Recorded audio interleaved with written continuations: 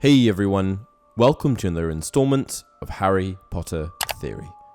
In this video, we're going to be discussing the lowest of the low, the bottom of the barrel, the darkest of the dark, the wrongly convicted? Azkaban prison is the famous island fortress where dangerous and dark witches and wizards are sent to pay for their crimes against the wizarding world. Being sent to Azkaban is a supreme punishment, as the fortress is desolate, nearly inescapable, and well, scary. While it's sort of a given that you're going to have a bad time there, it could potentially be even worse if you happen to make eye contact with some of the other residents of the prison. In an effort to contain the most powerful dark witches and wizards, the fortress is used as a last resort, a place where the ministry can rest easy, sort of, knowing that the Dementors will keep the prisoners in check. We've heard of some of our favourite characters being wrongfully sent there. First Hagrid, who was sent there for 2 months after being wrongfully accused of reopening the Chamber of Secrets, and then of course Sirius, who was falsely accused of murdering Pettigrew, serving Voldemort, betraying the Potters, and murdering 12 muggles. I would imagine that going there must give you some pretty thick skin, finding yourself suddenly immersed in an environment where you are surrounded by some of the darkest and most evil things in the wizarding world. But haven't you ever wondered, who has actually spent time in Azkaban prison? In this video, we're going to be looking at, in no particular order, 5 interesting cases of witches and wizards that have been imprisoned in the famous island fortress.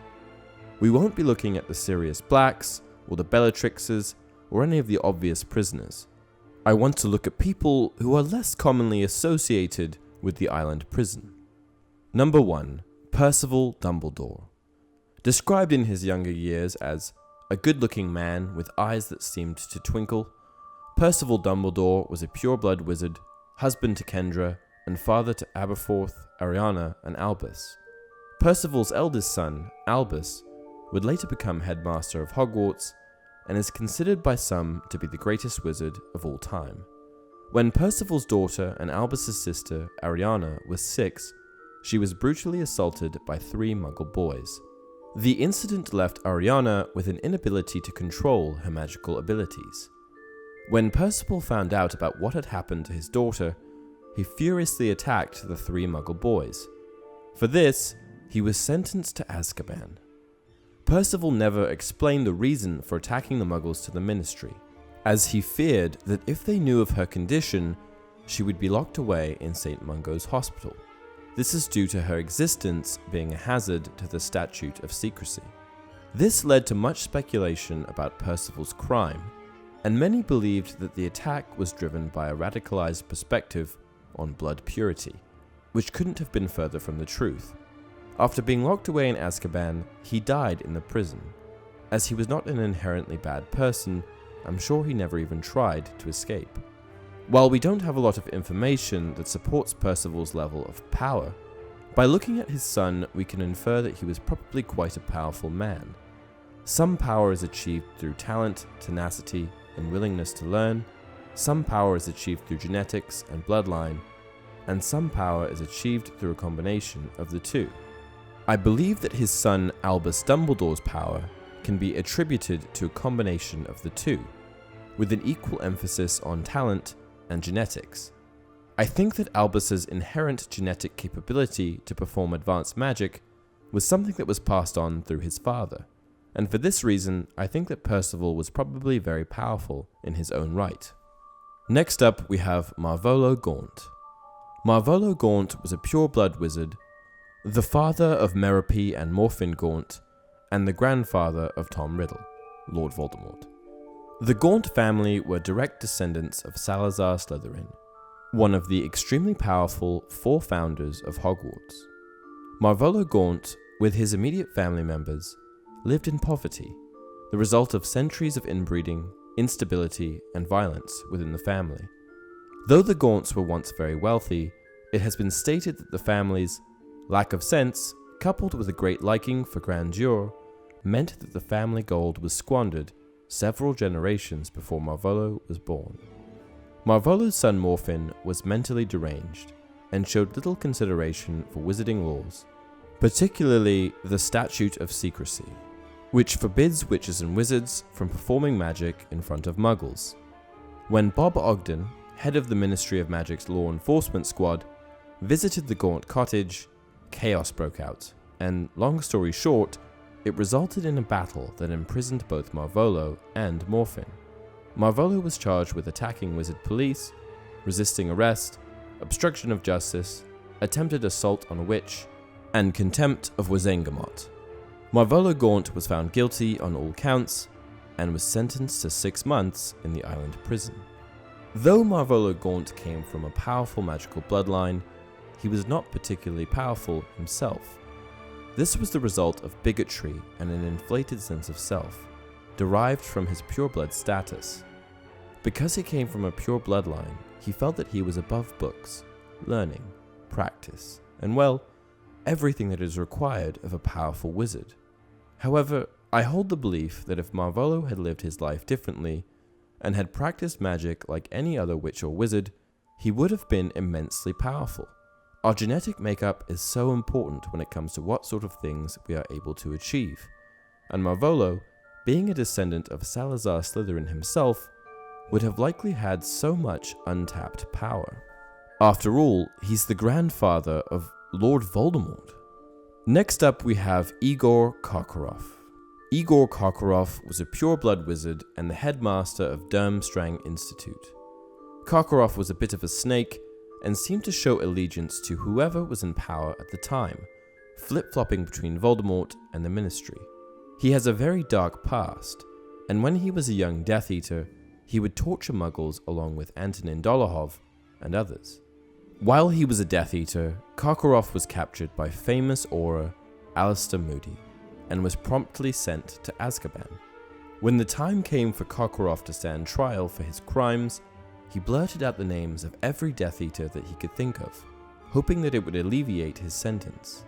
By giving the Ministry the name Augustus Rookwood, the Ministry took leniency with Karkaroff, and he was eventually released from Azkaban. It was shortly after his release that he assumed the position of headmaster at Durmstrang. Next up, we have Sturgis Podmore.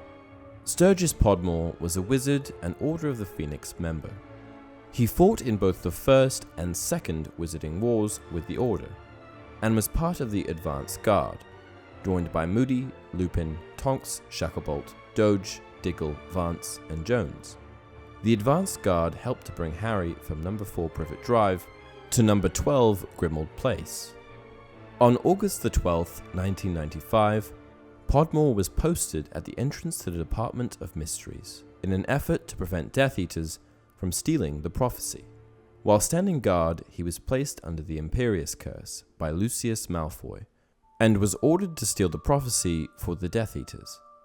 After breaking in, Podmore was discovered by Ministry member Eric Munch, and Podmore was promptly sentenced to Azkaban. Sturgis is said to be an all-around stand-up guy, a loyal member of the Order, and a great friend to Albus Dumbledore.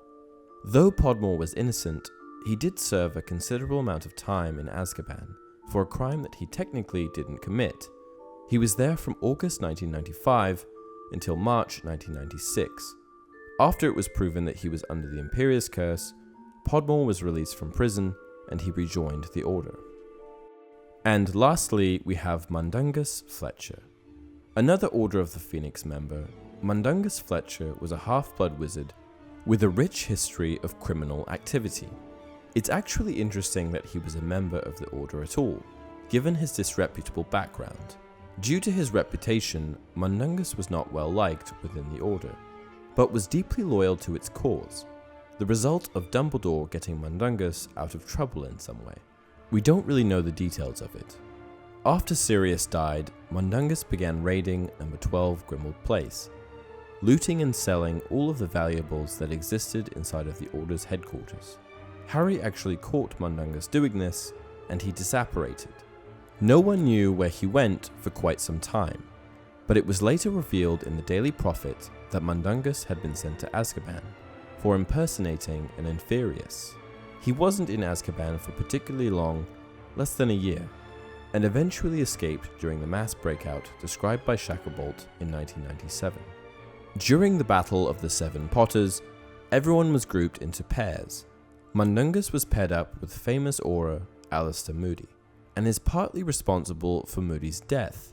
Mundungus is a coward, and when the two were approached by Voldemort, he disapparated, leaving Moody all alone. The killing curse that was meant for Mundungus ended up hitting Moody. And that concludes the list of 5 prisoners of Azkaban that I found to be interesting.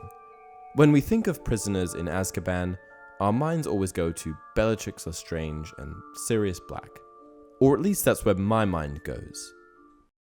There have obviously been many more prisoners over the course of the fortress's history, and this was just a sample of 5 that I thought were noteworthy.